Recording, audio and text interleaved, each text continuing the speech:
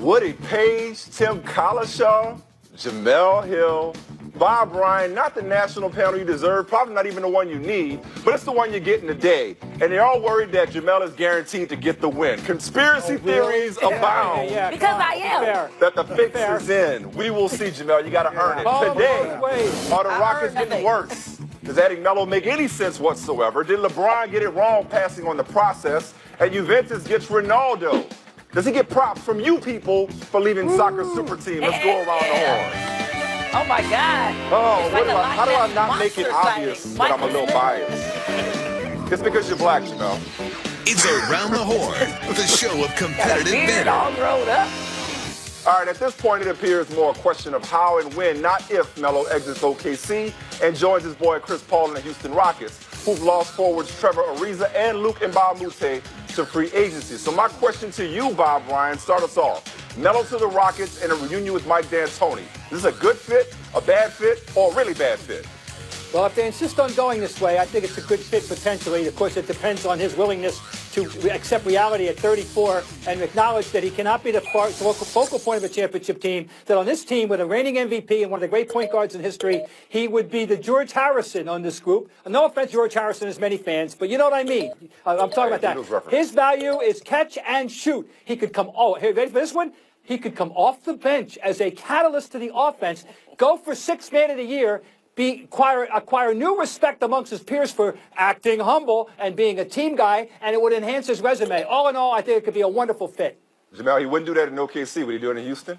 I think maybe not at first he wouldn't do it. I could see this taking a track where Chris Paul, because that's the other significant part of this piece, is that he and Chris Paul are really good friends. Yep. And maybe Carmelo Anthony comes in there thinking that he'll be a bigger piece of the offense than he actually will be. The person who can get him to back off of that is not Mike D'Antoni. It's actually Chris Paul. I think this could be a good fit because I think Melo is not only just motivated by changing the narrative around his career, he's also motivated by the fact that he could be in position to at least go to the finals for the first time in his career. And at this stage, that means something. And not to mention, he's coming off a year where he had career lows in a bunch of different categories. So I think he wants to also kind of change where he was from last year as well. All right, Tim, they like this. They seem to like this potential acquisition. What about you?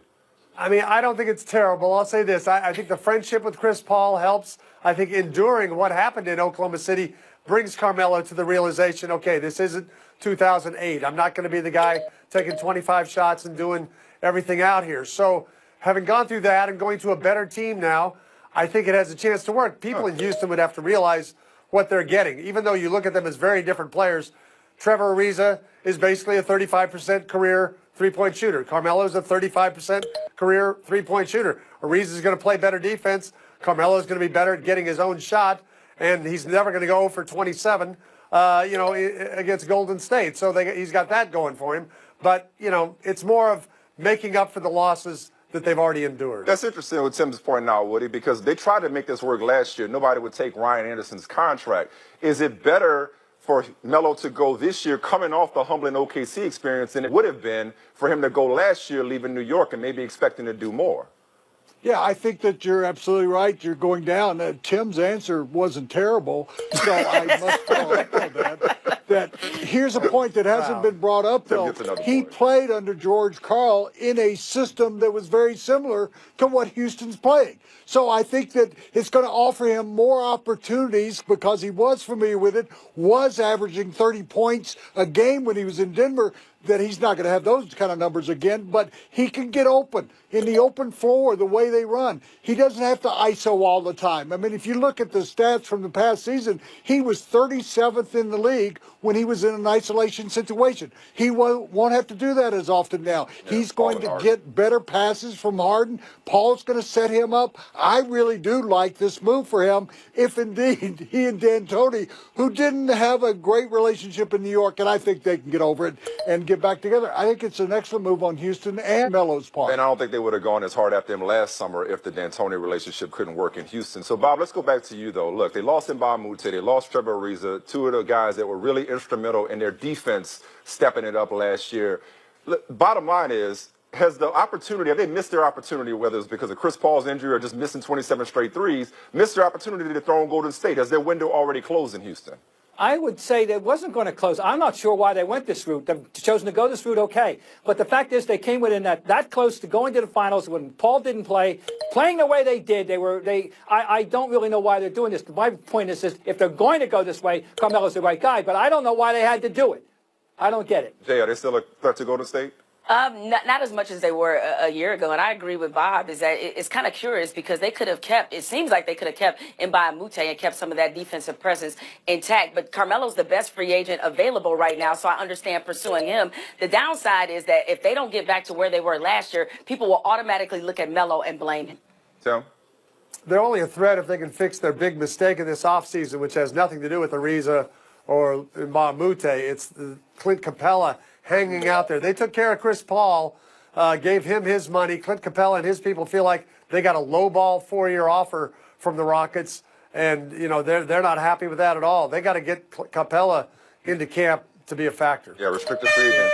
Woody, last word after the horn. Well, Capella wants a highball, $100 million, but you've got a new owner there who said he's not worried about the luxury tax. He's the king of Bubba Gump. I think that if you actually look for a couple more pieces, they still need some outside shooters. I know that sounds funny, but I think if they can get another couple of parts between now and the season starts, they'll be right back where they were. All right, surprisingly positive as a group about this potential. A lot of people ripping the Rockets even thinking about it. All right, let's move on. LeBron and the Lakers made it official yesterday, putting pen to paper on his 4-year, $153.3 million deal. Meanwhile, the runner-up Sixers, the only other team that Bron's Clutch Sports team took a meeting with, put a postscript on LeBron's decision-making process. Managing partner Josh Harris saying that he believes LeBron seriously considered Philly. So, Jamel, strictly from a basketball sense, forget off the court, did LeBron make a serious mistake picking the Lakers over the Sixers? Well, from a basketball standpoint, I think it's no question that the future in Philly is much brighter than it is with the Lakers. I mean, you have some maybe once-in-a-generation type players in Ben Simmons and Joel Embiid. But here's the thing. LeBron, at this stage in his career, with what he's already accomplished, he earned the right to make this more than just a basketball decision. So that's why going to L.A. makes perfect sense for him, even though the 76ers clearly have such a bright future ahead of them. Tim, the 76ers may have better talent, but does that talent necessarily complement LeBron the way that the Lakers' young core does? I'm not sure it does. That's the problem. Yeah, the Sixers have a better team. The Sixers play in the East. That would have left LeBron to continue to try to dominate the East and never have to worry about going through the Western Conference playoffs. But there would have been an awkward fit with him and Ben Simmons for sure. And they would have needed at least another outside shooter. So, yeah, Philly's a better team than the Lakers had on the court. But that didn't really make him a better team for LeBron. Yeah, and if LeBron signs, they probably lose J.J. Redick. Would he? Well, he made a tragic mistake as far as I'm concerned. Because sure he did. If he wants to win more championships, it sounds like he's following the advice of Shaq. Stop chasing championships. You establish your reputation, and that's what he's going to do. He's not going to win any championships with the Lakers. You talk about a young core. Nobody's able to shoot. He doesn't have a second guy. Doesn't have a third guy. I told you that yesterday, Michael. If he goes to Philadelphia, he can live in Cherry Hill, New Jersey, which is just as nice as L.A., and he can have it in... Thank you. Anybody? I've never been there. No disrespect to the good people. Oh, wait, where? What place in New Jersey? What place? Shut up. No, what place? Hell no. I got the view button. Tim, what is he talking about? Translate what he pages. Cherry Hill's a nice suburb. But it's a nice suburb. I've never heard it compared to Los Angeles before. All right. Bob Bryant, get back in there. Break some orders. Nope, you're not saying anything. Bring that back in there, Bob Bryant. Bring it back. I'm a Jersey guy, and no offense, but you're right. It's not L.A. Look, I think he took this meeting because his intellectual self knew damn right well Philadelphia was a better choice. But in the end, he went with his heart and the family and the whole thing and the future of L.A. and blah, blah, blah. And because there is no way that LeBron James could look any of us in the eye, could look anybody in the eye, President Trump in the eye, could look anybody in the eye and say, L.A. has a better team and a better chance of me to win next year than Philadelphia. Philadelphia was a better basketball choice, absolutely positively. Needless to say, if he looked the president in the eye, that'd be a different conversation. Woody, I'm going to be nice and let you back in. Last word, Woody. There's 3 teams in the East that have a chance to go to the finals. That would be Philadelphia, Boston, and Toronto. And so he would have a 33% chance of going back to another finals and winning a championship. And he has a better chance of trying to finish 6th in the Western Conference. Okay, or maybe 100%, given he's gone 8 straight. Good stuff. All right, let's move on. Who knows? Maybe 4 years from now, the Suns will be. Don't ask for points. Don't do that. Who will be? The Suns will be players for LeBron in 4 years.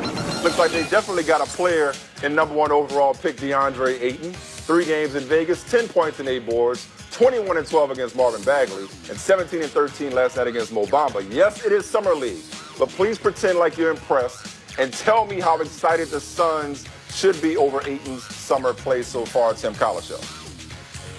They should be pretty happy with what they got. I think they know what they have, and they also know it is Summer League. You're right, but he did outplay Bamba. He's going to outplay people out there. Everybody thought he's the most ready for the NBA player in this draft. He's a big man who can shoot, can do a lot of different things. He can be good at both hands. And when you think about Ayton and Booker, and they just got Ariza, and they got Josh Jackson, and they picked up Bridges from Villanova. That shouldn't be the worst team in the league this year, and it shouldn't even be a bottom 3 team in the West. So they should be feeling like they're going the right direction. Woody, you're our resident expert on Las Vegas. What are you seeing out of Ayton? I've covered 5 of them. Don't ask me why, but it doesn't mean anything, and I keep maintaining that. But in this case, those numbers do jump out at you a little bit when you're averaging 16 points and 11 rebounds in a game that is regulation 40 minutes instead of 48 minutes. And he seems to be excited about playing, and he's showing us what he's got. And as Tim did point out accurately, I think this is a team that could escape the cellar after so many years of not being in the playoffs. He brings them a touch they haven't had since Nash left. So I like what they're doing there, but you have to dismiss what happens in Summer League. What happens in Summer League in Vegas should stay there.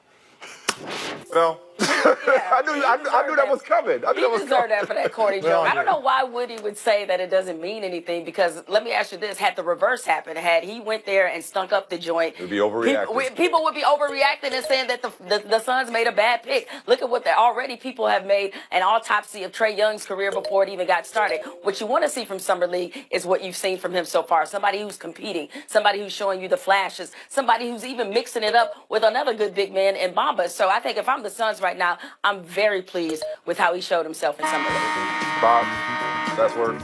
Summer League is a sugar high, means nothing. But in this particular context, he gives hope to a franchise and to a set of fans who need something to hang on to. And with the signing of Booker, now I think in this guy, they got something to hope for. Yes. All right, Woody, you got a little hope.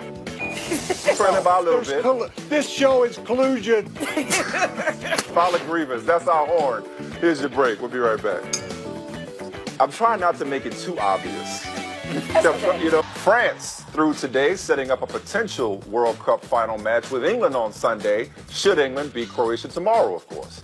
Also on Sunday, a little get-together at the All-England Lawn Tennis and Croquet Club called the Wimbledon Men's Final. The club says they will not move their time should England win, nor will it show the cup final on Henman Hill. Football kicking off 2 hours after the tennis. You're buying or selling this, Woody Page?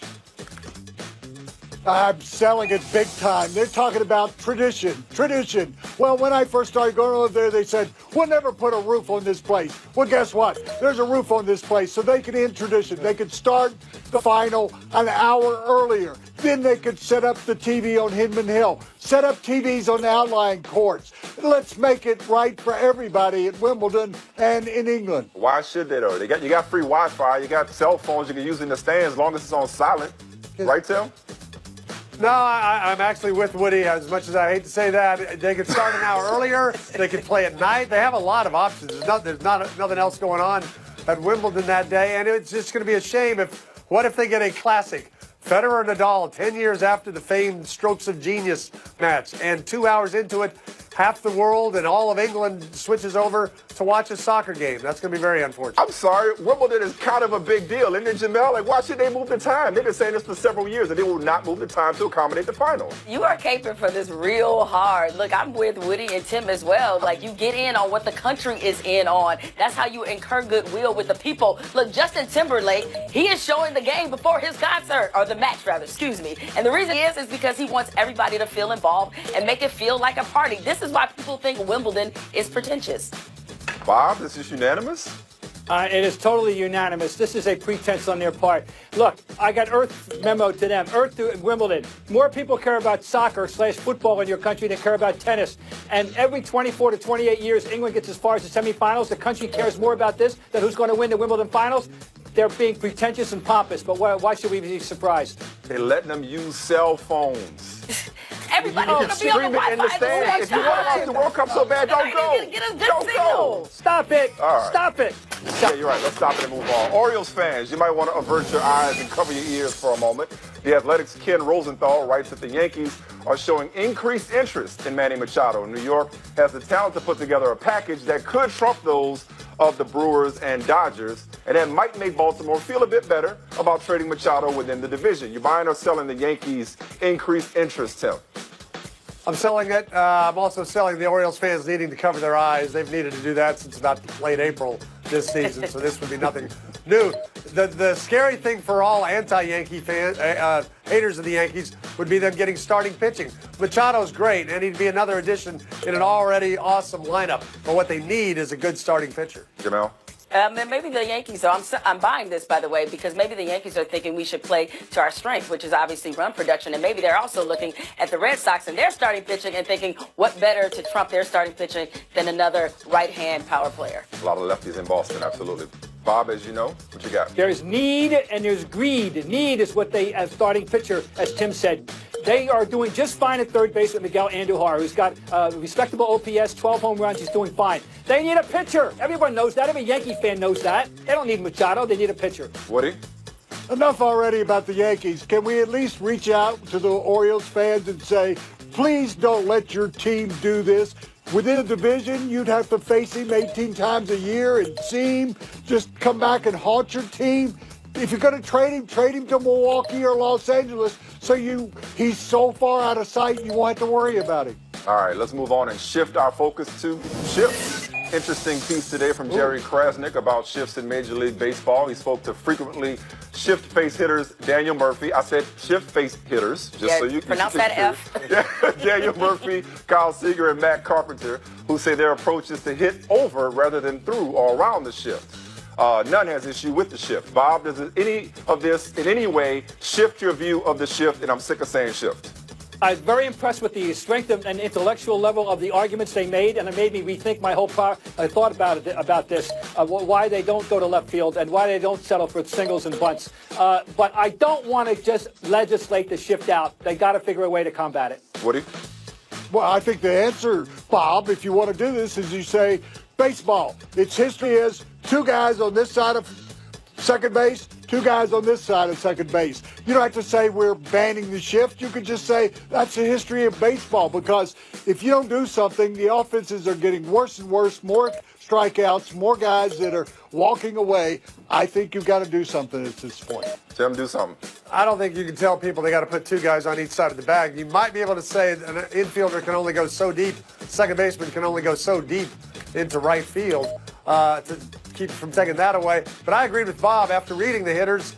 It did make sense that why they don't just lay down a bunt and get on first. That really doesn't do the job for them. No, last word. I think the players are just saying we're too old for this shift. Oh! All right, surprise, surprise. Jamel and Bob Ryan in Boston advanced. Totally accidental, guys. Totally accidental. Or not. I don't care. I'll take it. I mean, it just worked out that way. It just happened. There's a massive power move between football powers Real Madrid and Juventus. Ronaldo getting a transfer from the three-time defending Champions League winners to the seven-time Italian champs. Jamel, we thought LeBron was the biggest power move of the summer going to the Lakers, but is this even bigger? Is this on that same level? Yeah, I think it's definitely even bigger, because when this transaction is all said and done, we're talking about something that will be an expense of $350 million, second biggest transfer in history. And also, kind of like LeBron, people are wondering whether or not he can continue to do this as he enters the later stages. He's never going to career. win the World Cup with Portugal, but he has a chance to get something done, which has helped Juventus, seven-time Italian champion, win the UEFA Cup, which they haven't been able to do. And not to mention the fact that this will enhance his resume, and then they get a guy who has scored more goals against them than anybody in international competition. So you both scored win-win. A point. Good stuff. All right, Showdown 2. Check out Gordon Hayward and his wife Robin's gender reveal. It's a girl, and Gordon can barely contain his enthusiasm over his third daughter. Also worth noting is Robin's caption, hashtag none of them were planned, LOL.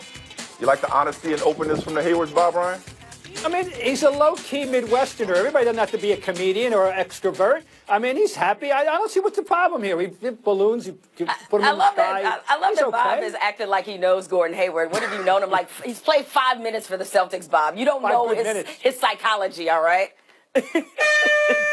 Totally on the up and up. No fix, no bias on my part. Enjoy your FaceTime. Because you don't get enough of it, Janelle, so here's your FaceTime. Yeah, because I totally didn't see this one coming.